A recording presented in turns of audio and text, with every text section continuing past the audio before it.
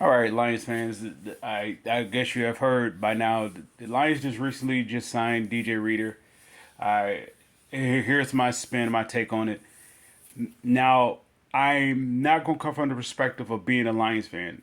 Yet I'm going to be the but aspect of it. Uh, Lions fan, but okay, here we go. It's a good signing for two reasons. Let's say they go from the perspective of pros and cons.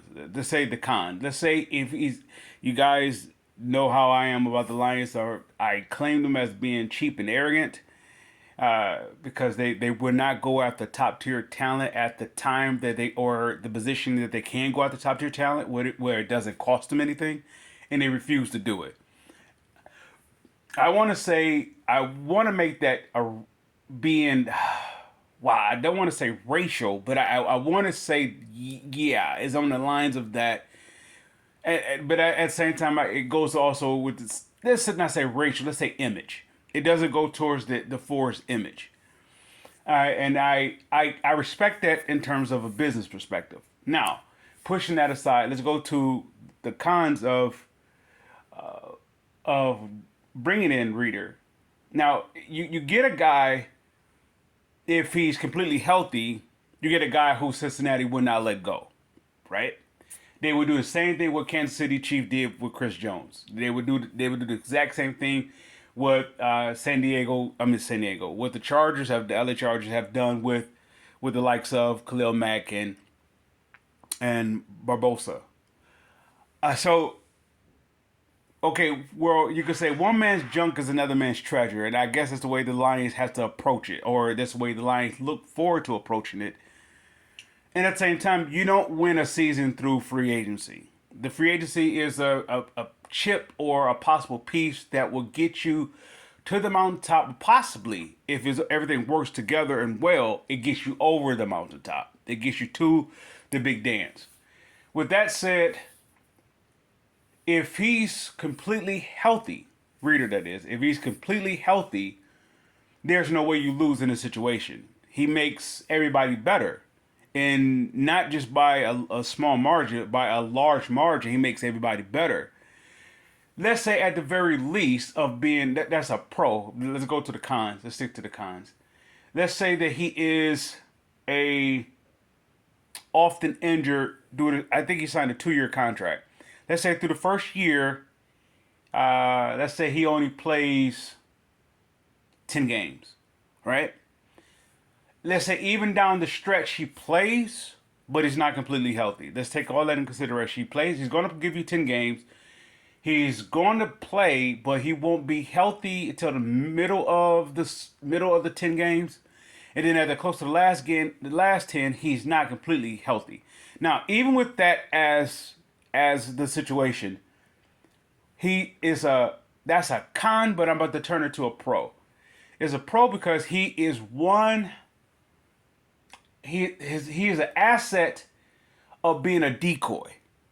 You have to game plan for him. Aleem McNeil, you don't have to game plan for him as of yet. Last year's last year. Hutchinson, you don't have to game plan as much as, but you do have to let's say you have to consider him more so you do Aleem McNeil, because I believe this is Hutchinson's second year of being productive. So with that said, when you have Reader there, you just go ahead and he could be one great decoy. One great decoy. Well, you know you're not running up the middle. Well, that eliminates that. But at the same time, he can't move. So if you're gonna pull, you could pull. If you're the opposing team, you could pull. You could do whatever. You could take him out the game. Yet at the same time, this is what goes to the count of him being a decoy. If you were to game plan to take him out the game, you still got to count for the other side of him, which could possibly be Aleem McNeil, maybe Hutchinson, or even at the very if they were to get another edge guy instead of settling for what they have. What I mean by that, if they settle for what they have, let's say you have Houston, you have Pascal, and whoever else that's remaining on the team, those are your substitutes. Let's look at them as your substitutes. if you were to consider them as your substitutes, what does that say about who is actually starting there, right? Hutchinson is not considered your substitute. So if you got somebody equal to Hutchinson on the other side, or if not a step higher than Hutchinson on the other side, right? Am I saying make a bold trade and go get somebody? Yeah. I mean, somebody may say, well, that's not how you win a title. But if you been in this league for 50 plus years and you haven't won a title, what does that mean? That means you have 50 plus opportunities to win and 50 plus opportunities you lost. So that means it would be considered insanity to continue to do it the way that you have been doing it up to this point. Now, going back to Reader, the pros is that he is, let's say, let's stick with the cons. The cons, he is at the very least, let's say you get the very worst out of him of this contract. He is a decoy. Why? He's a breather for the likes of Lee McNeil. He's a breather for the likes of anybody else you want to plug in for a second. And he also takes a lot of heat off of Hutchinson, right? Because if you focus on him, even if you're game planning to play at him at his very least, you're still going to take a lot of attention off of Hutchinson. That's going to allow whoever's on the opposite side of Hutchinson, on the other end that is, to go ahead and have one-on-ones or possibly this open alley. Or if you want to go towards the strategy of Glenn, Coach Glenn, how he blitz, well, you can do that now a lot more. Well, okay. Does it take the sting out of not getting top tier talent? No, it does not. This is what you consider a Band-Aid player. And for the likes of that individual that said, well, Goff was a Band-Aid player. Goff was never a Band-Aid player. He was looking for a home. That's all it was. And like I claimed him to be, Goff fulfilled my expectations when they first got him here. I got the footage. You guys could check that out if you so please. But with that said, he is a Band-Aid player for a guy you may draft this year. And this is why I say the Lions is like either they are cheap and arrogant, or they're brilliantly or strategically brilliant. One of the two. They can't be both. I'm going to say that they're cheap and arrogant because you're like a daylight dollar short. The things that you could have done yesterday, you're trying to do today. So you're doing double work, double the duty, because you're trying to cover up the mistake that you did yesterday at the same time fulfilling the slot that where you're supposed, or the position that you're supposed to be in today. What are we saying about that? Last year's draft, we could have got you a D tackle to go along with a Lee McNeil instead of you still going through. Instead of you still going through the evaluation period of seeing what you have on your roster. But that's the cost of bringing in damaged goods. It's a constant evaluation. On one hand, it gives the Forest the leg up of the bang for the buck. It draws the crowd in, and it allows the fans to roar or support something, or be, what's the word we want to say, have an expectation, if you will, and I said delayed or a pending expectation on upcoming. It generates good business. That's good. So by them not drafting a defensive tackle last year, and by them not drafting an offensive guard or offensive lineman last year, instead of going with the Gibbs, the likes of J-Mo, which both of those players are questioned. They're good. They're great picks the first year that they're drafted. Why? Because nobody expects them. Nobody on the opposing team expects them. They don't know what to expect. They're surprised. Now you're going through their second year or so, you know what to expect from them. You can game plan. It's not much of a surprise. So now you have to go do what you could have done yesterday to do what you do, to pick up the hole that you're in today. And this is where the situation where the Lions likes to have the fans at, because the fans is what? Optimistic. Yet at the same time, that optimism always bites you in the butt for 50 plus years. So the Reader thing is a good pick, but at the same time, I have to ask the question, If you could sign an unhealthy Reader, why would it stop you from signing a healthy Chris Jones? Do not tell me he decided to go back to the Chiefs. That was the reason why they didn't sign him. No, if you gave him a deal that he couldn't refuse, he would come to you. He's healthy. You give him a deal that he couldn't refuse, he's healthy. They don't say the Forest doesn't do that type of thing. Where they've done it before, when the likes of Trey Flowers, with the likes of Halapalooza Vitae, they've done it before. So that makes my point. How come you could do it? You could outbid yourself for a B-list player, yet, or you can somewhat try to get the best of the better of the how can I say it? You would like to be cheap and arrogant, call it savviness, by bringing in an injured player. If he's injured, it buy you time to say, well, it didn't work out. If it does work out, you get the high reward. I get it. Low risk, high reward. I get it. But yet, if you go out to go get that player, they decided to go back to Kansas City.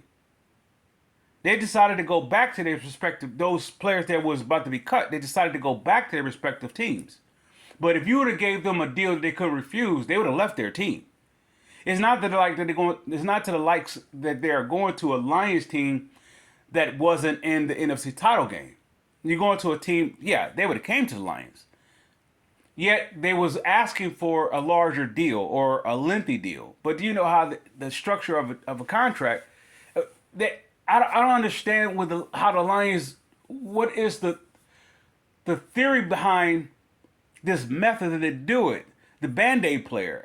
I don't understand. It doesn't make sense, but it does make money, if that makes any sense. So, of course, somebody said if it doesn't make dollars, it doesn't make sense. It makes them money by bringing in an injured player, because it allows the fans to be at a wait and see, which is a constant draw. And we totally went off. We've been rambling for quite some time. But going back to Reader is a good signing, yet let's change that. He is an average signing. Either way, pros or cons. He's an average signing. He's not a good or great signing unless he's healthy the whole season. That's the only way he can be a good signing.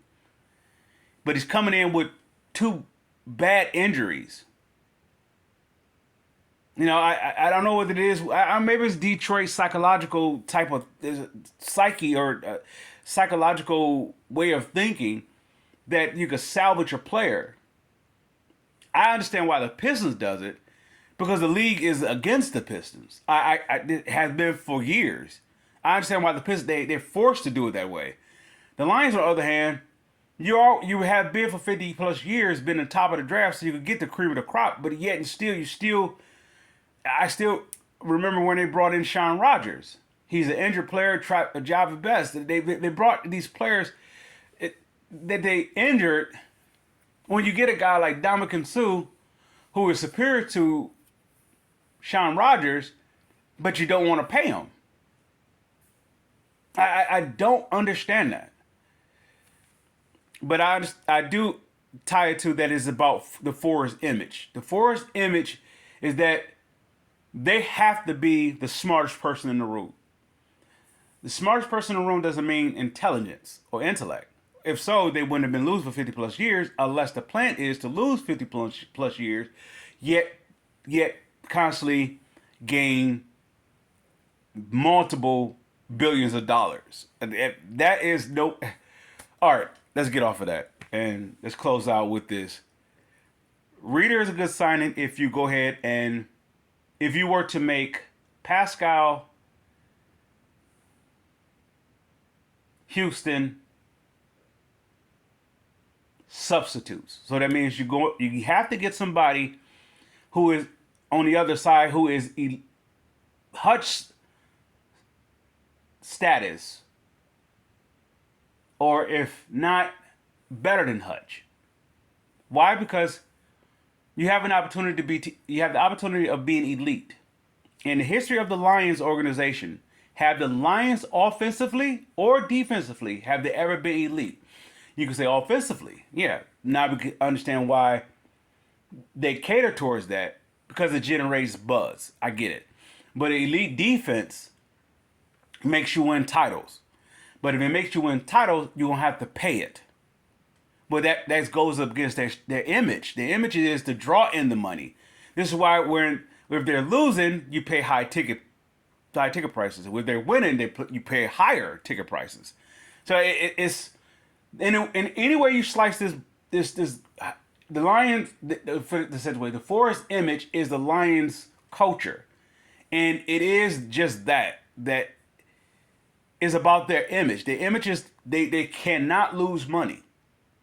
Even if they were to have a $300 million, let's say, player salary, across the roster salary, they're still not losing with that. Because they're still going to make $1 billion. With that said, Lions fans, I salute.